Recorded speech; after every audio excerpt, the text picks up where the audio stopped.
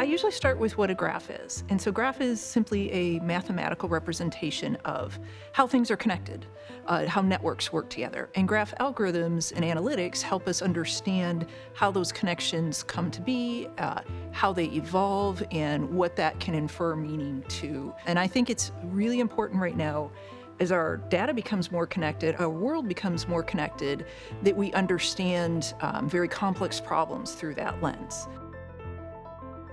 My name's Amy Hodler. I have been a graph evangelist enthusiast for many years. I've been working in the tech industry for a few decades, and I've been studying network science and graphs for probably 7 to 8 years. I was working with an IoT group that was seeing unusual emergent behavior in networks of devices. And so I started doing some research, started finding some information about this funny thing called graph, and it just kind of took me down that hole of wanting to understand those complex systems better. First, I would say graph algorithms are just fun. They kind of organically are able to see shapes and data that we otherwise can't see. So you have a lot of aha moments in looking, like, I never thought that was possible, sort of thing. So it's important for me to champion graph algorithms because it is the way in which I think we're going to solve interdependent, complex, holistic system problems. So we think about problems like supply chain. You think about problems like rippling effects or any kind of contagion.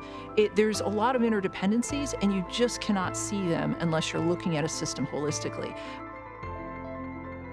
There's a certain algorithm called connected components that finds these weird floating islands of data structures. Those are a telltale sign, especially in financial systems, of either money laundering or human trafficking. For some weird reason, they data-wise look the same. That was like a huge aha, that I realized that there's a fundamental truth to the way data is patterned that actually can tell us interesting things. If I had to think about a key message from my talk today, I guess it would be you need to look at complex data with a graph lens or a network lens. You can't take a strictly an averages approach to it, otherwise you'll be missing information, and there'll basically be new discoveries that are hiding that you're just not even looking for.